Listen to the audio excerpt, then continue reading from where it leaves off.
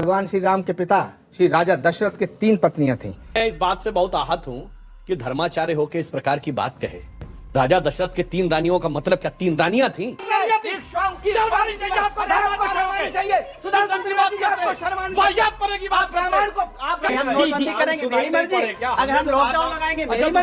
दोस्तों, Bharat debate show में आपका स्वागत है। आज का डिबेट अमीश देवगन के शो आर पार में हुआ। इसमें शो के प्रवक्ता आचार्य प्रमोद कृष्णम, सुधांशु त्रिवेदी, अनुराग भदौरिया, कलीमुल हाफिज और अन्य राजनीतिक पार्टियों के प्रवक्ता थे।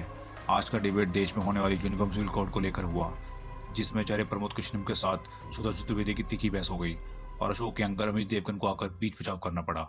आगे डिबेट में क्या हुआ आइए आपको दिखाते हैं। उससे पहले आपसे गुजारिश, वीडियो को लाइक और चैनल को सब्सक्राइब जरूर कीजिएगा और आज के डिबेट के बारे में अपने विचार कमेंट करके जरूर बताइएगा। तो चलिए शुरू करते हैं आज का डिबेट। महाराजा मर्यादा पुरुषोत्तम भगवान श्री राम के पिता श्री राजा दशरथ के 3 पत्नियां थीं। मैं इस बात से बहुत आहत हूं कि धर्माचार्य होकर इस प्रकार की बात कहे। राजा दशरथ के 3 रानियों का मतलब क्या 3 रानियां थीं?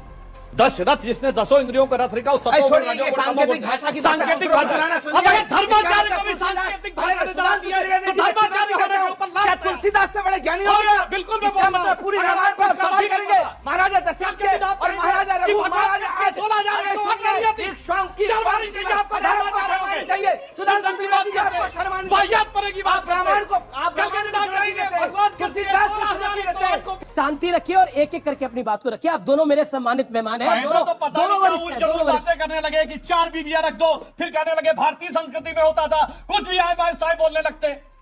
धर्माचार्य होकर शर्मानी चाहिए। पुराण में कैसे लिखा है? एक सीधे साधे शरीफ आदमी को बोलने नहीं दे रहे हैं आप। सुधांशु जी भी हमला कर रहे हैं, आम आदमी पार्टी भी हमला कर रही है और आप भी मुझ पर हमला कर रहे हैं। एक बेचारे अनुराग भदौरिया जो मेरे बीच में नहीं बोल रहे हैं। ये सबसे सीधी पार्टी वाले हैं। देखिए जुगलबंदी शुरू हो रही है। मुझे पूरा करने दीजिएगा। अरे मैंने तो आपको पूरा मौका पूरा दिया। करने दीजिए। जी।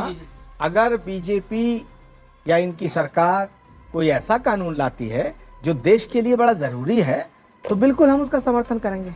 लेकिन ये पता कैसे चलेगा? ये पता तब चलेगा जब ये बताएंगे कि इस यूनिफॉर्म सिविल कोड में क्या घटा रहे हैं और क्या बढ़ा रहे हैं, क्या तोड़ रहे हैं, क्या जोड़ रहे हैं। देखिए, लॉ कमीशन ने सबसे सुझाव मांगे और इस मामले में लॉ कमीशन ने बहुत ओपननेस दिखाई है कि सिर्फ सांसदों से नहीं, सिर्फ पॉलिटिकल पार्टी से नहीं, कोई भी आम व्यक्ति, चाहे धार्मिक नेता हो, धर्मगुरु हो या आम व्यक्ति हो, वो अपना सुझाव दे सकता है 14 जुलाई तक।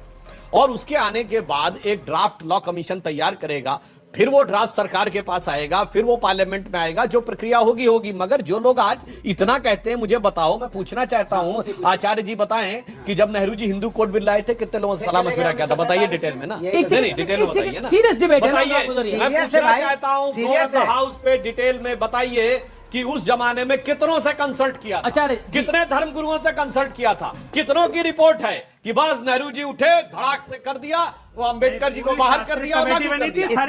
जब नोटबंदी की थी तो मोदी जी ने किससे कंसल्ट किया था? जब ये किसान का बिल लाए थे तो किससे कंसल्ट किया था? और जब किसानों का बिल वापस किया तो किससे कंसल्ट किया था? मतलब इन्होंने, बहुत अच्छी बात, मतलब इन्होंने मान लिया कि अभी तक कंसल्ट करने की जो बातें कर रहे थे वो सिर्फ नाटक था, क्योंकि आखिर में नेहरू जी ने नहीं कंसल्ट किया था। यह स्वीकार करने के लिए धन्यवाद। यानी अब जबकि हमारा तो लॉ कमीशन भी कंसल्ट कर रहा है, ये तो ये भी नहीं बता सकते किसी के पास लेटर गया हो, क्या बीजेपी कर रही है। अच्छा अमित जी, इन्होंने मान ली कि उन्होंने नहीं कंसल्ट किया था, इसलिए हम कुछ कंसल्ट नहीं कर रहे हैं। भाई हम नोटबंदी करेंगे, मेरी मर्जी। अगर हम लॉकडाउन लगाएंगे, मेरी मर्जी। तो ये जो शुरू यूसीसी ये देश हित के लिए है। नेहरू जी ने जो किया था वो देश हित में नहीं था। जी, सवाल जवाब। बिल्कुल, नेहरू जी पे मुकदमा चलाया जाए। नहीं, सारे देश की समस्याओं का जो जड़ है वो नेहरू जी तो है ही, और सारे बिल्कुल है। बहुत अच्छी बात। दोस्तों, कांग्रेस के प्रवक्ता आचार्य प्रमोद कृष्ण के अनुसार वो बहुत बड़े धर्मगुरु हैं, लेकिन उसके बावजूद उन्हें राजा दशरथ की 3 बीवियों का कारण भी नहीं पता।